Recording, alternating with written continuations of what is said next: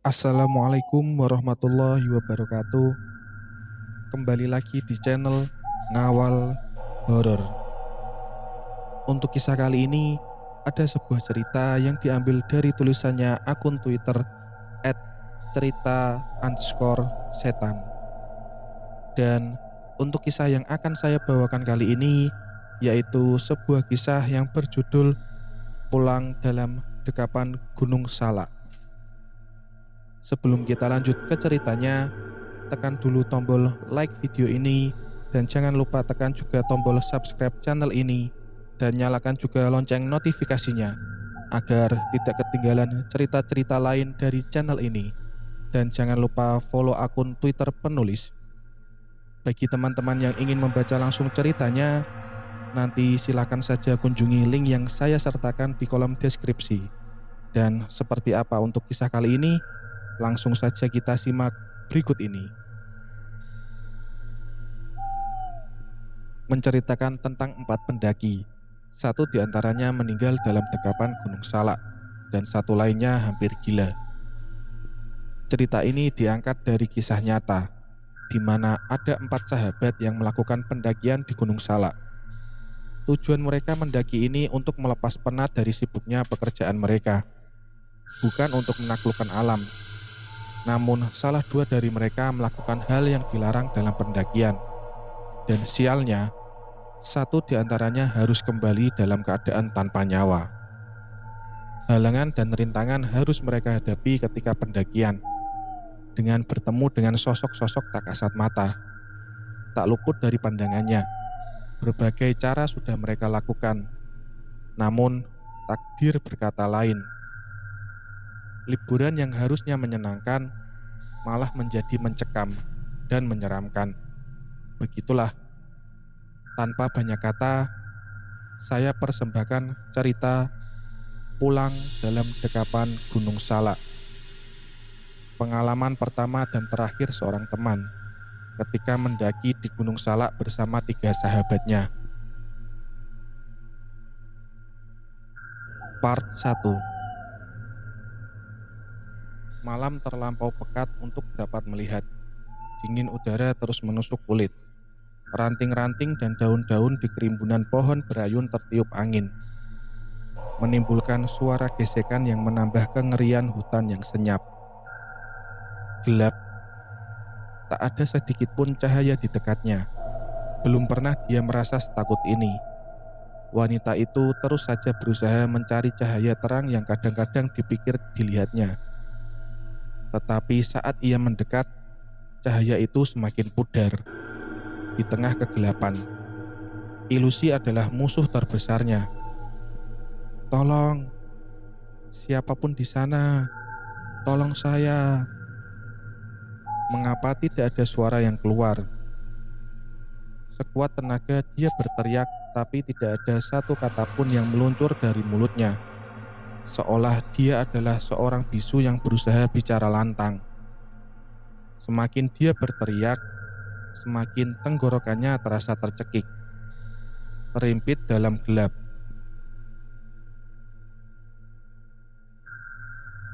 Terdengar desau angin. Dia menengok ke belakang. Tak ada siapapun di sana.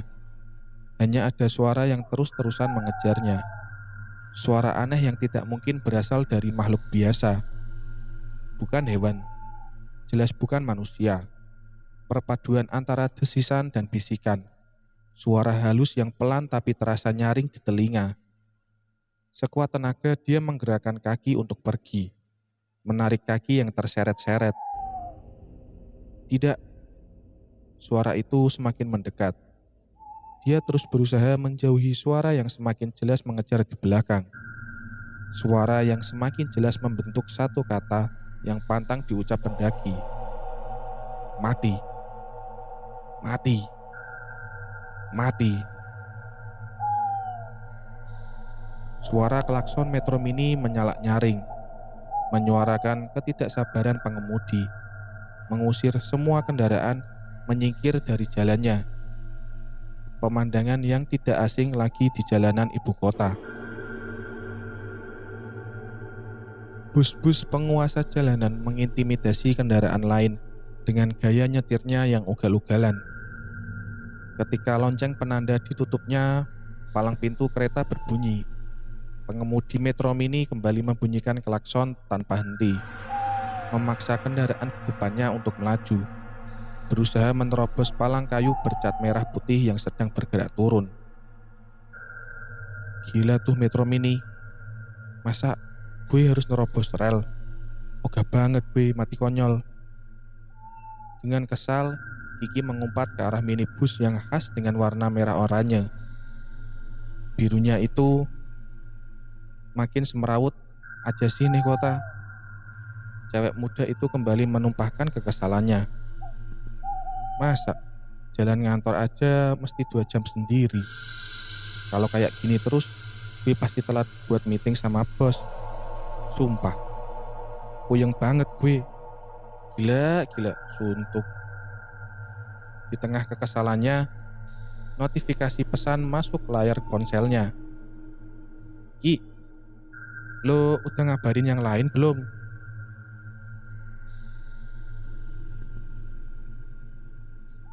Pesan WhatsApp Bayu mengingatkan Kiki akan acara kumpul-kumpul mereka malam ini. Dia lupa memberitahu temannya yang lain tentang lokasi dan jam reuni kecil mereka. Kiki tahu Bayu akan mengamuk jika dia lupa mengerjakan apa yang sudah diperintahkan padanya, sehingga dia memilih untuk tidak segera membalas pesan dari Bayu. Bukan hal baru bagi Kiki menghadapi sifat Bayu yang ngebosi dan arogan. Bahkan, dia sudah kenyang dengan kelakuan sahabatnya itu.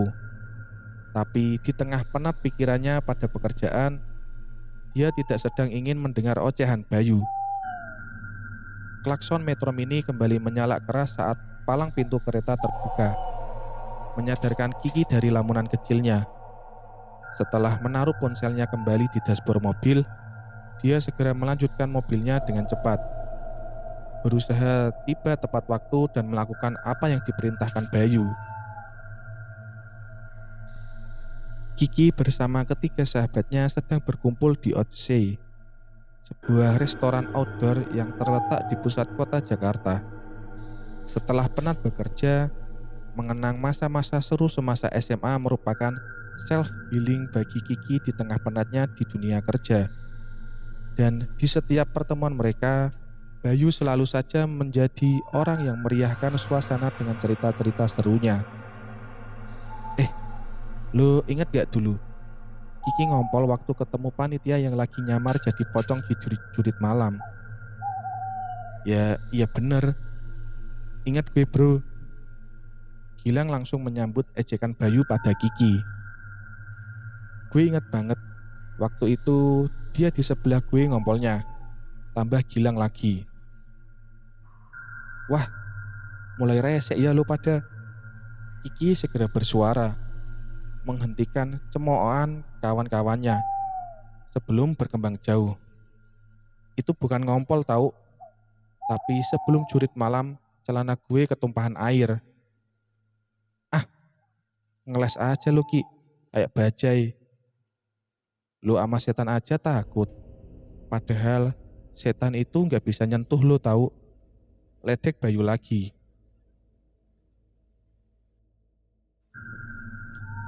Iya, baru jurit malam aja takut. Bagaimana kalau solo hiking kayak gue? Bukan cuma ngompol, bisa berak di celana lo. Tawa Bayu lagi-lagi disambut oleh Gilang. Kiki seperti biasa, tidak menanggapi ejekan Bayu dan Gilang padanya.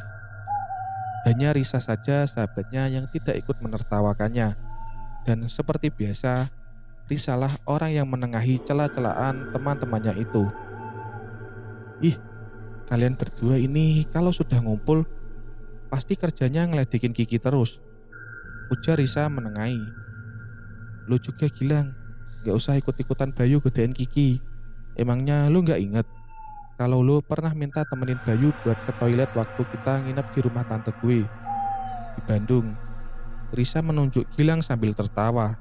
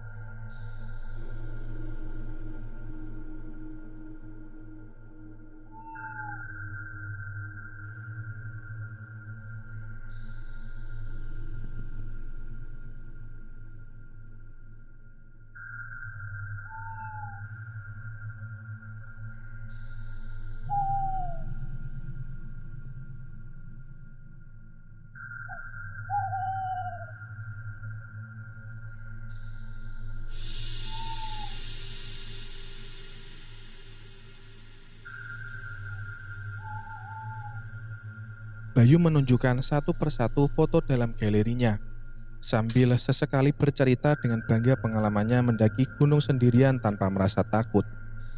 Bahkan ketika beberapa kali dia mengalami kejadian mistis di gunung, Kiki yang tahu bahwa Bayu selalu melebih-lebihkan ceritanya hanya diam saja, asyik menikmati nasi goreng di depannya. Sedangkan kedua temannya seperti terhipnotis dengan cerita petualangan Bayu di Gunung Semeru. Gila, lu keren banget sih Bay. Nyali lu tuh gede banget, hebat. Lu gak takut muncak sendirian? Padahal kabut lagi tebel banget di Semeru. Gilang menepuk bangga bahu sahabatnya. Kalau kata gue, si Bayu ini lahir bukan di rumah ataupun di rumah sakit, tapi lahir di gunung. Bener gak? Bener gak Ki? Lanjut Gilang memuji Bayu.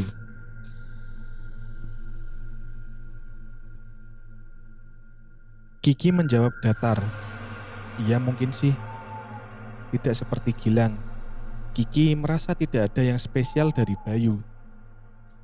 Ia tahu Bayu hanya suka mendaki gunung beberapa kali, tapi suka sesumbar dengan menambahkan bumbu-bumbu petualangan di ceritanya.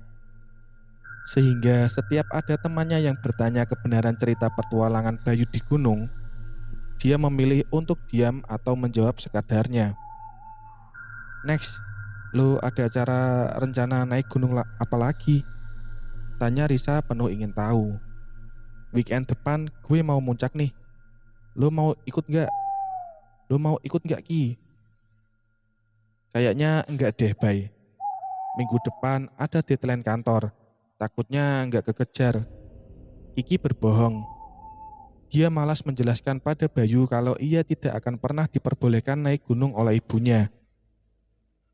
Lo ikut gak Lang? Kali ini Bayu menawari Gilang.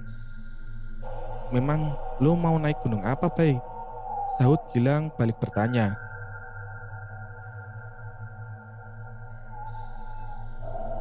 Gue mau muncak di Salak 1 Lang. Wah, deket tuh dari Jakarta. Gue ikut deh. Gue pengen banget naik gunung Salak dari dulu. Tapi selalu cancel karena kerjaan numpuk. Kata Gilang menjelaskan. Oke bro. Lu juga harus ikut Ki. Jangan banyak alasan. Katanya suka banget sama gunung. Poster gunung gede banget di kamar. Masa satu kali aja gak pernah naik. Ikut aja. Kita muncak bareng playboy cap kampret tuh.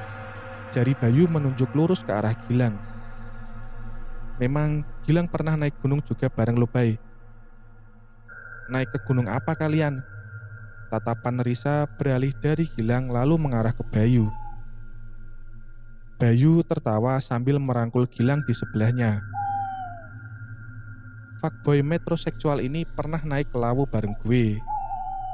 Oh ya, Ki, jadi bagaimana? Jadi ikut kan?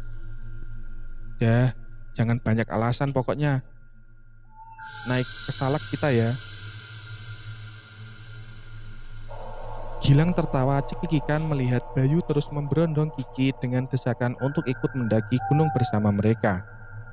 Sedangkan Kiki hanya diam dan tidak menjawab. Udah, ikut aja Ki, aman kok, kan ada gue juga.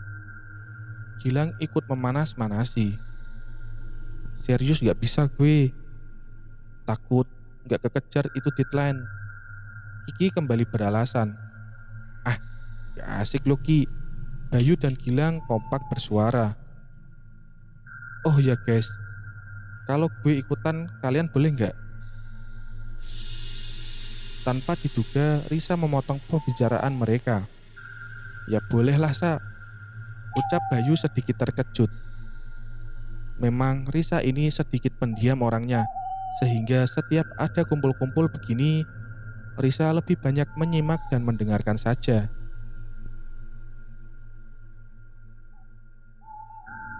Mendengar Risa akan ikut, Bayu semakin memanas-manasi Kiki untuk naik bersama mereka. Risa pun ikut membujuk sampai Kiki merasa tidak enak hati dan menjawab iya.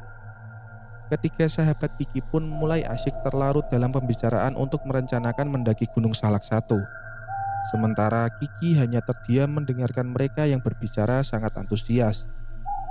Dengan diamnya, ia mencoba menutupi penyesalannya, menyanggupi naik ke Gunung Salak bersama mereka. Kiki sedang bersantai bersama adik perempuannya, Alena, ketika siaran berita di TV menarik perhatiannya. Anggota Mapala dinyatakan hilang ketika terpisah dari rombongannya di Gunung Lawu. Kak, lo yakin mau naik gunung? Kalau hilang kayak gitu gimana? Alena yang tahu Kiki akan mendaki gunung bersama teman-temannya berceloteh. Ya enggak lah, aman kok kita, kan perginya rame-rame. Bayu juga kan udah biasa naik gunung. Lah tuh, mereka juga naik bersepuluh, tapi hilang juga satu kak. Celetuk Alena lagi. Terbersit ragu sejenak mendengar kata-kata Alena.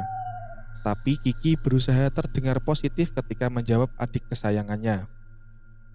Ya itu kan mereka dek, pasti ada aturan yang pendaki itu langgar, makanya dia bisa hilang dari rombongannya.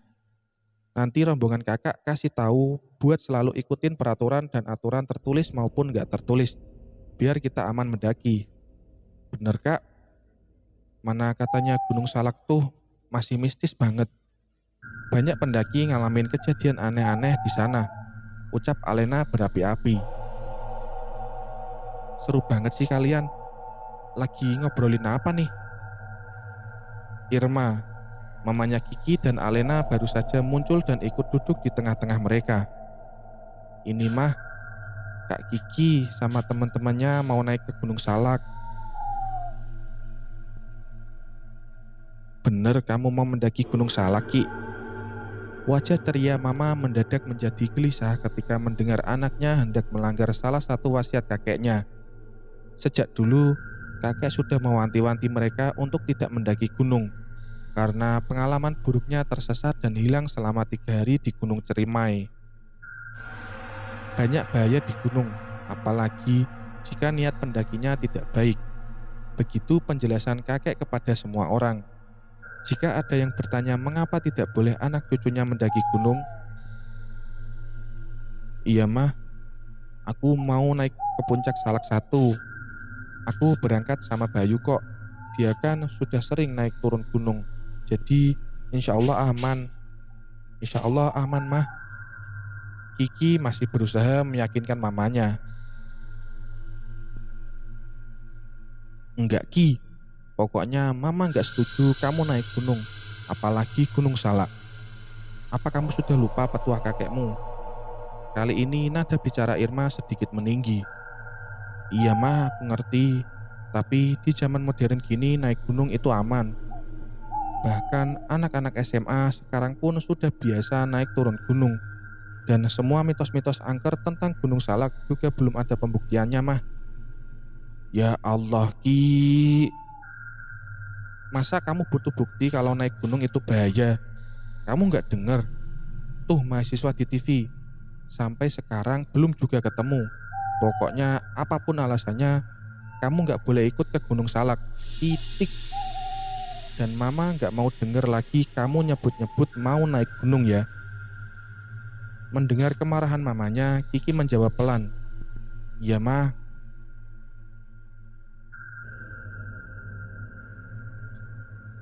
Mamanya terlihat lega.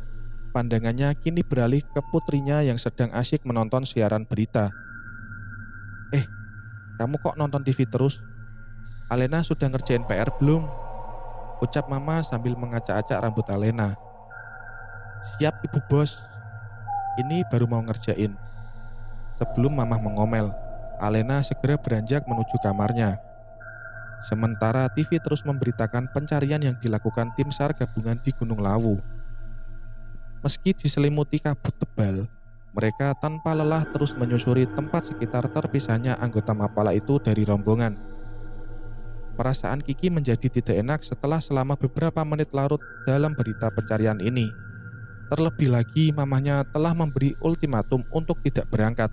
Akhirnya Kiki memutuskan untuk menghubungi Gilang. Lang, lo lihat berita nggak? Ada mahasiswa hilang di gunung. Gue batal ya ikutan naik. Gimana sih lo Ki? Jadi orang ababil banget. Perasaan gue gak enak Lang.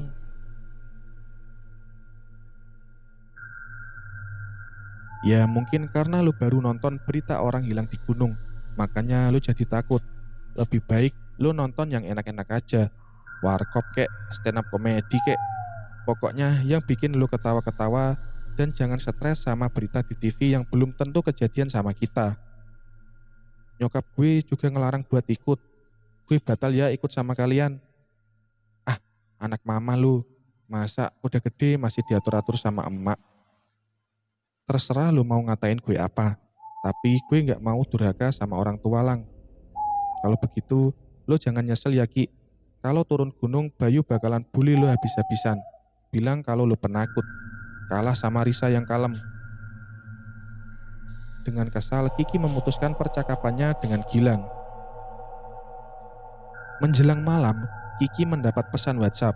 Rupanya Risa telah mendengar Kiki batal untuk ikut, sehingga dia membujuknya untuk tetap ikut pendakian. Awalnya Kiki ragu untuk mengiyakan, tapi karena Risa terus mendesaknya, dengan perasaan berat hati dia melanggar janjinya pada Mamah. Secara diam-diam mendaki Gunung Salak. Di hari yang telah ditentukan, mereka berkumpul di rumah Bayu untuk berangkat ke Gunung Salak. Lang, lu coba telepon si Risa deh. Kok belum nongol sih dia? Baru saja Gilang hendak menuruti perintah Bayu, suara Risa terdengar di pintu masuk. Duh, sorry telat guys, gue kesiangan. Risa duduk di sofa dan berusaha mengatur kembali nafasnya yang tersenggal-senggal. Melihat itu, Kiki pergi ke belakang untuk mengambil air untuk Risa. Meski bukan rumahnya, tetapi Kiki sudah sangat hafal seluk-beluk rumah Bayu. Ia dan Gilang sering main di sini, bahkan sudah seperti rumah kedua baginya. Kiki meraih gelas yang tersusun rapi di rak piring. Tiba-tiba, kucing peliharaan Bayu melompat ke arahnya dan membuat gelas yang sudah teraih oleh tangannya jatuh dan hancur berserakan di lantai. Dengan cepat ia mengusir kucing agar tidak terkena pecahan gelas dan membersihkannya dari lantai. Ki, di mana lo Ki? Suara Bayu membuat Kiki buru-buru membuang pecahan gelas di tong sampah dan kembali bergabung bersama teman-temannya. Kenapa Bay? Sahut Kiki yang baru saja muncul dari belakang sembari berjalan ke arah Risa.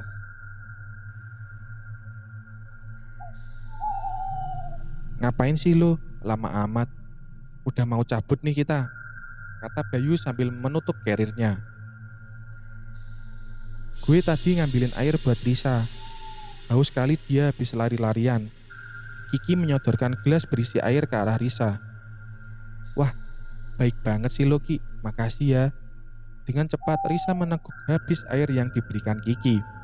Tidak lama kemudian Bayu berkata dengan lantang, Oke, perlengkapan udah komplit. Kita jalan sekarang. Mendengar Bayu memberi komando, teman-temannya segera naik ke mobil. Kiki menatap pemandangan di luar jendela mobil. Ketiga temannya asyik berceloteh ringan, sedang ia hanyut dalam lamunannya. Kiki terusik dengan kejadian di rumah Bayu. Tidak biasanya kucing bertingkah nakal dengan melompat ke arahnya tadi. Biasanya sepagi itu, kucing masih tidur di kandangnya, bukannya berkeliaran di dalam rumah, seperti di dapur tadi. Kiki ingat pesan neneknya dulu. Kalau kucing kadang memberi pertanda bahaya pada manusia, apalagi sampai membuat gelas pecah seperti tadi. Apa ini pertanda kurang baik untuk mendaki Gunung Salak? Apalagi ia sudah membohongi Mama dengan mengatakan akan lembur di kantor weekend ini. Tuh, udah kelihatan gunungnya di sana. Suara Gilang membuyarkan kekhawatiran Kiki sesaat. Di depan mereka, Gunung Salak terlihat sangat gagah sekaligus mistis secara bersamaan. Ada kesan misterius ketika melihat puncak Gunung Salak yang terselimuti awan putih. Puncaknya yang selalu berkabut seolah menutup dirinya dari jangkauan manusia. Selesai melakukan registrasi di base camp, mereka mulai berjalan menuju gerbang rimba. Mereka menyusuri jalanan beraspal itu dengan santai. sambil menikmati pemandangan pohon dan udara segar pagi hari. Tumben banget nih nggak ada kendaraan yang lewat. Biasanya kalau ada orang, kita bisa numpang sampai gerbang rimba. Kasihan tuh Kiki, udah mulai ngos-ngosan kayaknya, kata Bayu nyengir, meledek Kiki. Dah, jalan terus, jangan banyak omong abai, teriak Kiki, berusaha membuat Bayu berhenti mengejeknya. Cet, cet, cet, cet, cet. Tersinggung banget lo Ki, santai dong. Gilang tertawa melihat Kiki yang sewot. Berusaha menenangkan hatinya, Kiki menjaga jaraknya dari Bayu dan Gilang. Gue mau ngikat sepatu dulu, kalian jalan aja duluan, nanti gue susul. Sambil mengencangkan tali sepatunya, Kiki bersenandung kecil, berusaha mengenakkan moodnya. Ia terkejut ketika ada suara lain ikut bersenandung di dekatnya. Alunan tembang Jawa yang membuat bulu kuduk Kiki merinding. Kengeriannya bertambah ketika ia melihat sepasang kaki kotor di depannya. Kuku-kuku jarinya yang panjang dan penuh dengan lumpur. Kakinya pun tidak mengenakan alas. Kiki segera bangkit. Ia kemudian tak sengaja menatap seorang nenek berambut putih sedang tersenyum ke arahnya. Badhe tindak pundi? Mau kemana?